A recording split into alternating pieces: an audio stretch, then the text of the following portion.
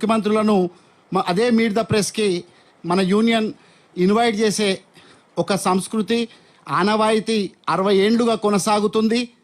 దురదృష్టం గత ప్రభుత్వం 10 ఏళ్లలో ఆనవాయితీని కొనసాగించకపోవడం విచారకరంగా భావిస్తున్నాను. ఇప్పుడు మళ్ళీ ముఖ్యమంత్రిగా బాధ్యతలు చేపట్టిన రేవంత్ రెడ్డి గారు ఎన్నికలకు ముందు వారు తెలంగాణ ప్రదేశ్ కాంగ్రెస్ కమిటీ ఇచ్చబోతున్నాం. యూనియన్ ఉపాధ్యక్షుడు దొంతూరు రమేష్, అట్లాగే ఐజేయు నాయకులు నరేందర్ రెడ్డి గారు, సత్యనారాయణ గారు వెంటనే వేదిక మీద.